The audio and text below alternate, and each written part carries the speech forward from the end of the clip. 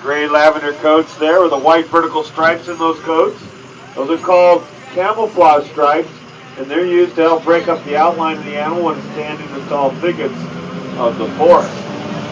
Ya vamos a revisarlo, vamos a revisarlo. Ya veníamos allá. Yo no veo para pagar la otra cosa tan más cara.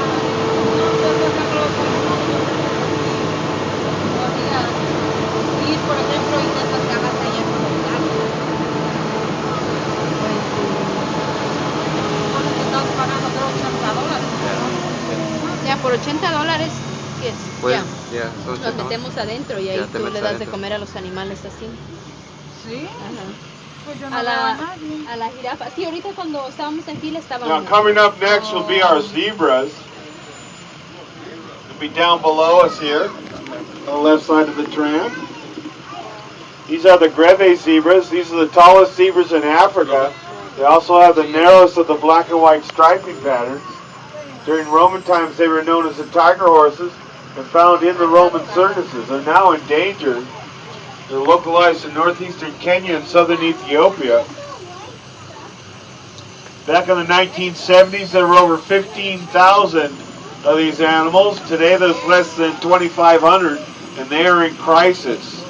They are hunted for food. They are poached for their beautiful coats.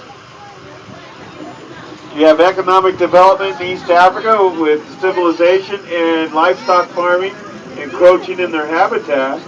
And over several years, the past several years, a lot of drought, tremendous drought. The impact that the safari park is actually digging wells to bring fresh water to that habitat, as well as soil recovery programs trying to eradicate the anthrax in the soil where they live.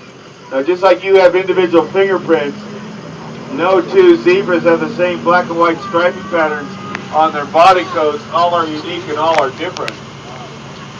And that can be also said for the giraffes. No two giraffes have the same color mosaic blotches on their body coats. All are unique also. A lot of times people will ask me, why are the zebras in their own location there and not on the green slopes with everybody else? The reason for that, folks, is zebras are very aggressive. Whether here at the park or in Africa, they're naturally and instinctively going to try to cut out their own territory for the survival of their herd. In doing so, we put them on the green slopes out here, they actually attack all the other antelopes and gazelles, and especially burrow the babies. So since they can't get along with everybody, we keep them there in our own location. I got him in timeout. Now coming up on our left, right here by the termite mound, these Look at little a termite water mound, bucks, the papi. Egyptian water bucks Termite with mound. the chocolate brown coats and termite the mound. white circles around their tails. The little These thing water right bucks here. are The little famous stand for thing. that Termite. circle around their tail. It's used as a GPS locator to keep track of one another as they go from one location to the next. Right there. Now the water bucks also have a very oily They coat, make that. and when threatened they go dive in the water and use water as a safe haven. The oil in their coat gives them some buoyancy so they can get away from predators on the shoreline. Now the only deer species in Africa lives in the Atlas Mountains there in the northwestern side of the continent. If you look up to your right, you see some of the bucks up there on the side of the hill. These are the Barbary red deer, the only deer in Africa. So there's one deer species and over 70 antelope species in Africa.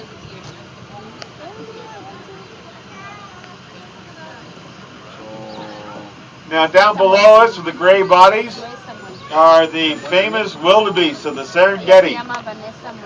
Both male and female are exactly alike. They're part of a huge migration of over 2 million wildebeest, zebras, gazelles, and antelopes that migrate across the Serengeti each year following the seasonal rains and the new green grass. Those are the very animals you see on the nature shows. They're always jumping off the banks of the Mara River trying to get past the crocodiles as they continue on their huge Crocodile eggs? migration across the Serengeti. Huevos, ¿ya lo viste?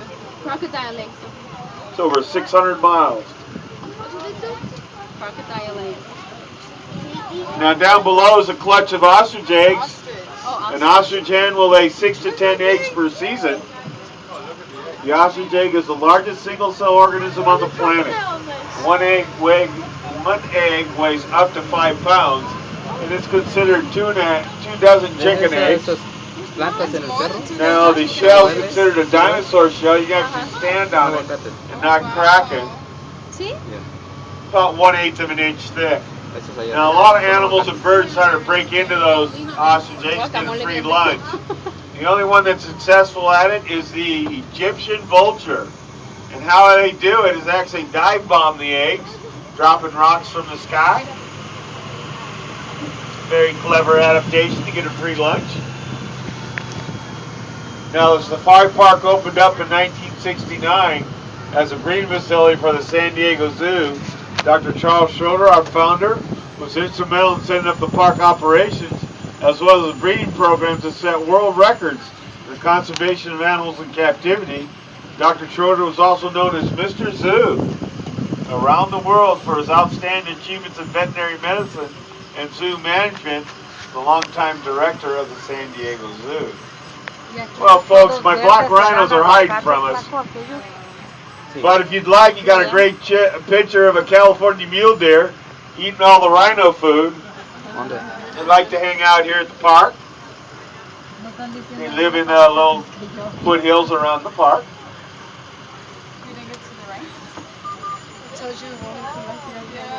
Now coming up on our left is our biofiltration wetlands project.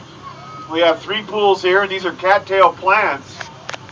We take the water from the Flamingo Lagoon and put it through this natural process. The rhizoids of the roots of the plants actually take the impurities out of the water. And then that water is then used to refill the pelican lagoons that you saw today. Our campus-wide water filtration or reclamation program actually handles 70,000 gallons of wastewater every day. That water is then held for irrigation to keep the hillsides green. Now, over the 40 years we've been here, we've had a total of 30,000 mammals born here and 18,000 bird hatchings. That's what we do. The animals that we raise are either threatened or endangered with the sole purpose or place them back in their native territories to support local conservation efforts, or place key zoos around the world to help diversify the DNA and continue on with the long-term research, which is so vital to their success. Now everybody get ready, we got our baby giraffes coming up. So get your cameras out on the right side there. These are Rothschild giraffes. They were listed as endangered back in November. We have a breeding herd here.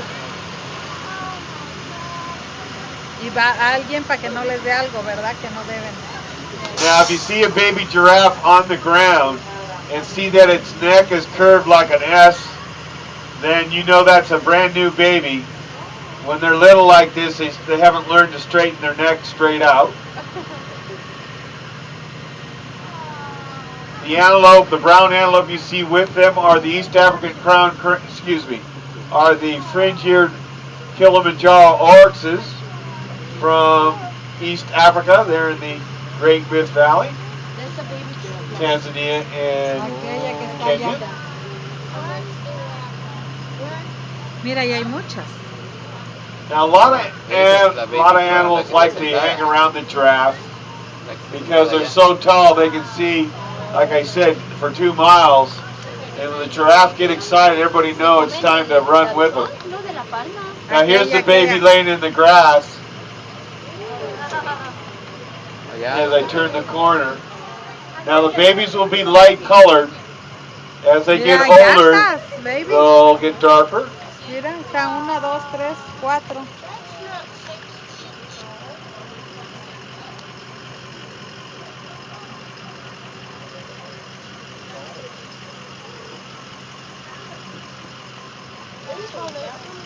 And if you look down the roadway to your right, you can see our southern white rhinos. The mega herbivores hanging out in the mud pool. Only the African elephant and the Indian elephants are larger. They are 6 feet tall, 13 feet long, and weigh over 6,000 pounds. They're our mascot species here at the park. Well, the San Diego Zoo and the Safari Park are a non-profit organization, and we certainly appreciate you coming out and spending your day with us.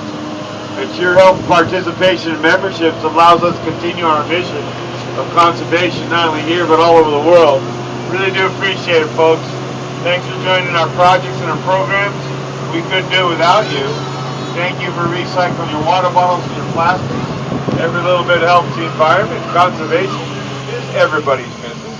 If you'd like more information about the programs and the animals here at the park and different events, please contact us on the internet at www.sandiegozoo.org. Check out all the different programs and kid events. Well, folks, we're going to head back into Simmon now. Please remain seated until we come back. It's the same thing. Come to stop on the right side of the tram. If you have any questions, come up here to the front and I'll certainly answer it for you. Hope you have a great day, folks. Thanks for joining us on the tour. I'd like to say